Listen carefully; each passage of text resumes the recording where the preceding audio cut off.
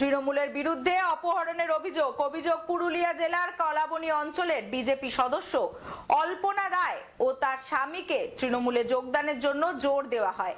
তৃণমূলে যোগ দিতে অস্বীকার করলে তার হুমকিও দেওয়া হয়। যদিও তৃণমূলের বক্তব্য এগুলি সবই বিজেপির নাটক। পঞ্চায়েত সদস্যকে অপহরণ করার অভিযোগ উঠল তৃণমূলের বিরুদ্ধে। পুরুলিয়া জেলার হুড়া ব্লকের কলাবনী অঞ্চলের এই ঘটনায় চাঞ্চল্য ছড়িয়েছে এলাকায়। বিজেপির অভিযোগ, কলাবনী অঞ্চলের বিজেপি সদস্য অল্পনা রায় ও তার স্বামীকে জোর করে তৃণমূলে যোগদান করার চাপ সৃষ্টি করে তৃণমূল নেতৃত্ব। অস্বীকার করলে তাদেরকে হুমকিও দেওয়া হয়। এরপরে আতঙ্কে তারা গ্রাম ছেড়ে পালাতে বাধ্য হন। পরে পুরুলিয়া লোকসভা সাংসদ জ্যোতির্ময় সিং মাহাতো ও বিজেপির জেলা সভাপতি বিবেক রঙ্গা সহ অন্যান্য বিজেপি নেতাকর্মীরা তাদের শনিবার ভোরে উদ্ধার করে। अरे भैया कहाँ हैं आप? अरे ऐप में तो 5 मिनट दिखा रहा है। तो ऐसे कीजिए, कैंसिल कर दीजिए, मैं दूसरी कैब कर लूंगा। क्या बात कर रहे हैं आप? ऐप में तो 500 रुपए दिखा रहा है, आप एक्स्ट्रा क्यों मांग रहे हैं? क्या आप भी रोजाना ट्रेवल करने के लिए कैब बुक करते हैं? और क्या इसी तरह के एक्सपीरियंस का सामना करना पड़ता है आपको भी? तो आइए, अब इस एक्सपीरियंस को बेटर बनाने का टाइम आ गया है रेडी टू कैब के साथ। रेडी टू कैब से इंडिया का most trusted and fastest growing cab booking platform.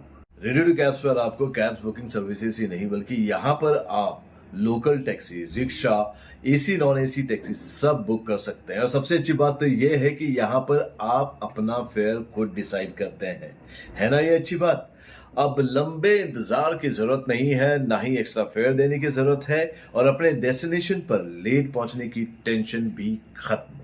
यहाँ पर सिर्फ बुकिंग ही नहीं, रेडी टू कैब्स के साथ आप एज ए करियर भी अपने आप को ग्रो कर सकते हैं, जहां पर इंडिया के बाकी के सारे प्लेटफॉर्म के कंपैरिजन में आप ज्यादा रेवेन्यू जनरेट कर सकते हैं। तो अब इंतजार कैसा? बनाओ अपने कैब बुकिंग एक्सपीरियंस को बेटर रेडी टू कैब्स के साथ। आप इस ऐप को डाउनलोड कर सकते हैं प्ले स्टोर से या फिर ऐप स्टोर से, या फिर स्क्रीन पर नीचे दिए गए नंबर पर कांटेक्ट कीजिए। मिलते हैं।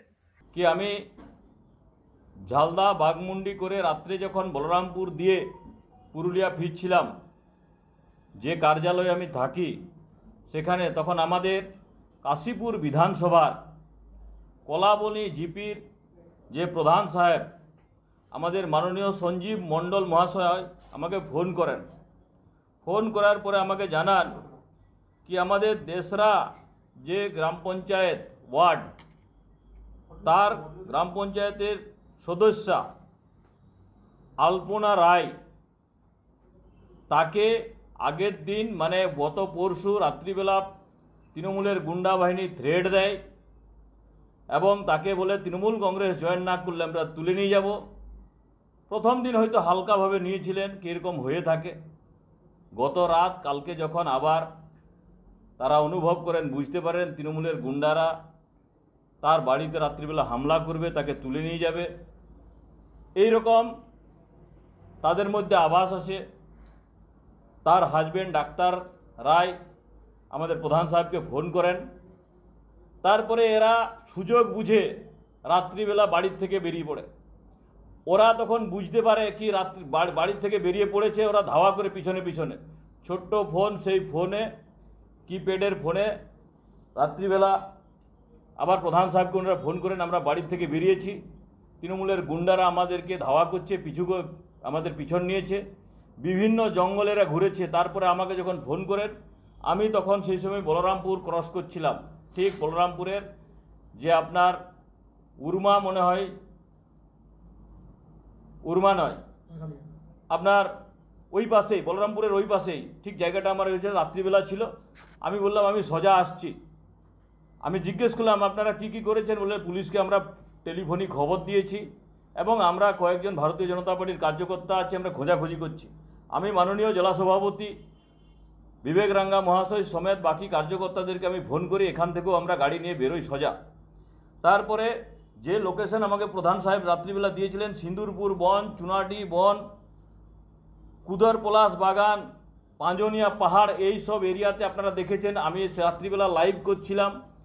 তারপরে সারা রাত খোঁজাখুঁজির পরে যখন কোনো রকমই হদিশ পাইনি, তারা ফোন বন্ধ করে দেয় কারণ যখনই ফোনে আমাদের সঙ্গে কথা হচ্ছিল, ওনার কখনো ফোন খুললে সঙ্গে সঙ্গে তৃণমূলের যারা গুন্ডা বাহিনীতে তারা সেই কাছাকাছি পৌঁছে যাচ্ছিল এনাদের ধারণা।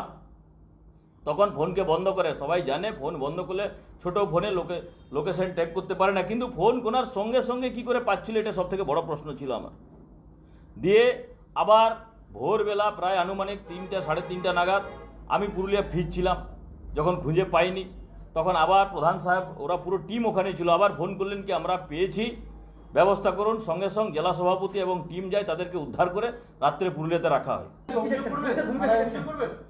দেখুন, থানায় অভিযোগ করার আমাদের সুযোগ হয়নি।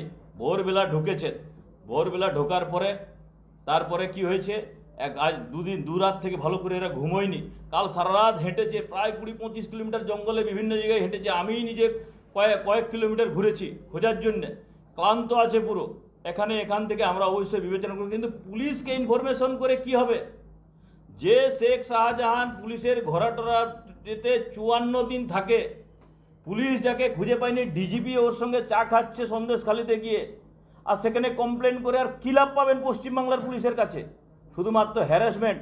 ফোন প্রচুর আসছে ওখানে আইসির কাছ থেকে, পুলিশের কাছ থেকে থ্রেড দেওয়ার জন্য ফোন খুললেই থানার থেকে ফোন আসছে। থানার থেকে ফোন কেন আসছে গ্রাম পঞ্চায়েতের সদস্যের?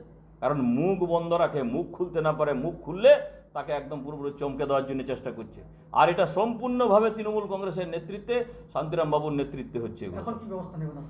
দেখুন, আমরা আলোচনা করব, ঊর্ধ্বতন কর্তৃপক্ষকে জানাবো, ঊর্ধ্বতন কর্তৃপক্ষকে জানানোর পরে আমরা সিদ্ধান্ত নেব। দেখুন, নির্বাচন কমিশনের এখনো আইনে নির্বাচন ঘোষণা হয়নি। নির্বাচন যদি ঘোষণা থাকতো তাহলে অবশ্যই আমরা নির্বাচন কমিশনের দ্বারস্থ হতাম। যদিও তৃণমূলের বক্তব্য পুরোটি বিজেপির সাজানো ঘটনা, এর সঙ্গে তৃণমূলের কোনো যোগাযোগ নেই। নির্বাচনের আগে মিথ্যে নাটক শুরু করেছে বিজেপি।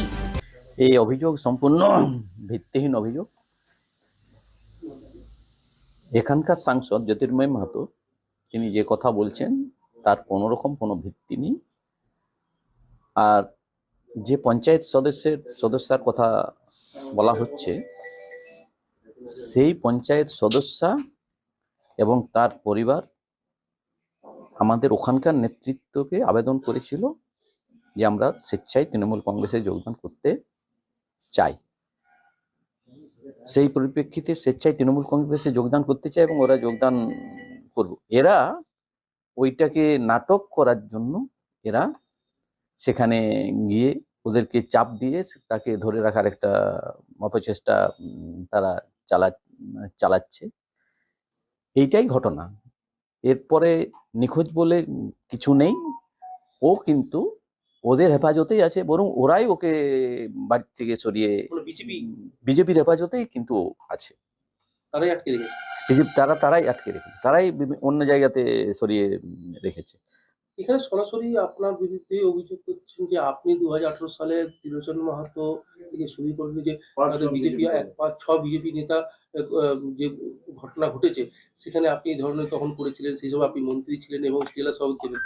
আবার আপনি পুনরায় যেহেতু পুরুলিয়া সাংসদে প্রার্থী হিসেবে দাঁড়িয়েছেন, তাই আপনি এই ধরনের ঘটনা ঘটাচ্ছেন, এই ধরনের অভিযোগ করেছেন, সরাসরি ক্যামেরার সামনে অভিযোগ করছেন। এই অভিযোগ সম্পূর্ণ ভিত্তিহীন অভিযোগ। দেখুন, আমি ব্যক্তিগতভাবে আমি এই জাতীয় রাজনীতিতে বিশ্বাস করি না, ব্যক্তিগতভাবে, দলীয়ভাবেও কিন্তু আমি এই জাতীয় রাজনীতিতে বিশ্বাস করি না।